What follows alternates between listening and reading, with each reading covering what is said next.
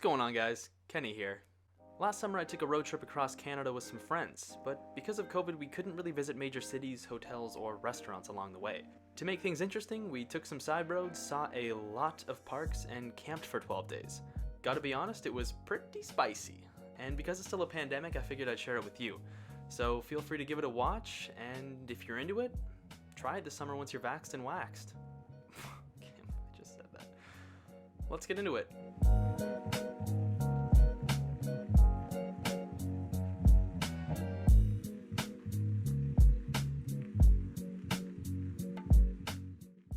We're gonna start off right here in Ottawa. It's cold, but it's also the nation's capital, so JT is legally obligated to swing by and help you pack up. Thank you, Justin Timberlake.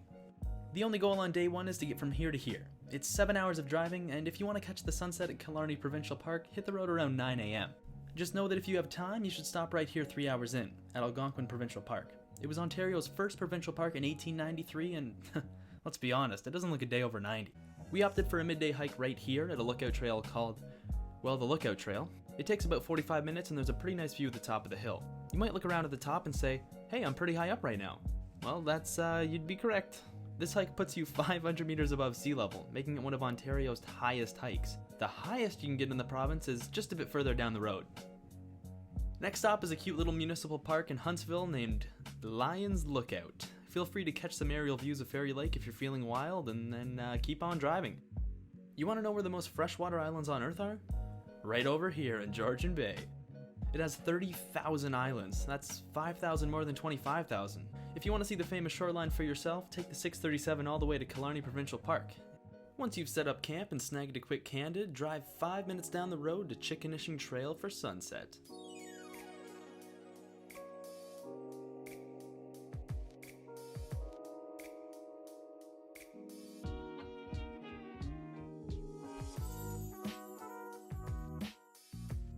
Along this 45-minute slice of heaven, you get to see exactly what the famous Group of Seven painted over a century ago. Pretty similar? Pretty cool. The trail also swings down by the water at points, so feel free to take a break and go for a swim. We swam to a few of these islands, but if you're not that adventurous, you can also take a dip in the super nice beach at the campsite if you want. I'll let you decide. And that's day one. Here's the professional stats breakdown. I'd give it a firm 9.5 out of 10. Don't go anywhere though, it's already day 2, and we're driving to Agua Bay.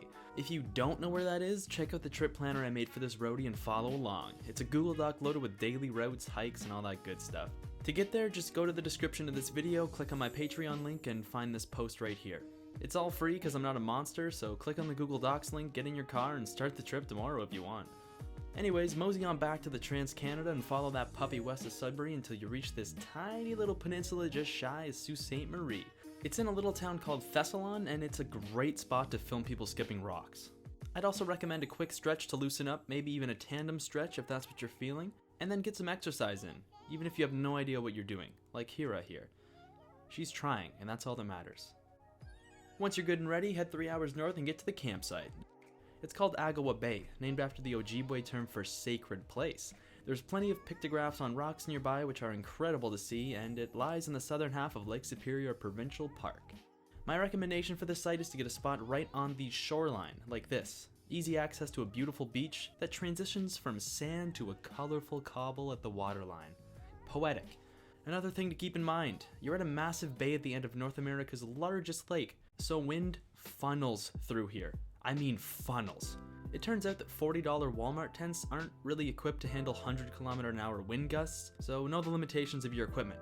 We spent most of the night chasing our tents and weighing them down with rocks, so if you want to get some bonus exercise on the trip, consider trying that. Chaotic, but fun. Solid way to end off day 2. Day 3. This is the last day you'll have to sit through for this video. Don't worry, I'm not making this a 30-minute odyssey of a film. It's going to be 4 parts covering 3 days each. Today we're driving from here to here. It's another 6 hours and 500 clicks, so leave as early as you can. I checked this spot out 30 minutes down the road called Nokomis Trail though. By far one of the coolest hikes in Ontario, and it's probably the closest thing you'll find to a BC hike in this province. Start to finish, it should take you about 2 hours, and luckily there's a beach right down by the water to recover. Watch a kid toss an absolute brick of a frisbee throw and get some crunchy sandy beach food in ya. Then drive up and around Lake Superior along the Trans-Canada until you hit Aguasaban Falls. Definitely butchered that. Technically it's a glorified generating station, but it looks pretty darn cool. Last stop of the day, Sleeping Giant Provincial Park. Security is a little tight at the front gates for Sleeping Giant. I mean, they really weren't letting anyone by without a proper inspection, but once they realized we didn't stop at the palace a ways back, it was all smooth sailing.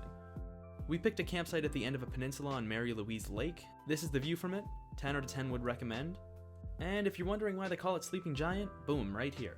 Sort of, kind of looks like it, I guess. Anyways, tomorrow we climb it, and then we go here the next day, and then here the next day, and all that and more in part 2 coming out next Saturday. So, subscribe. Why not? Go for it. See you next week.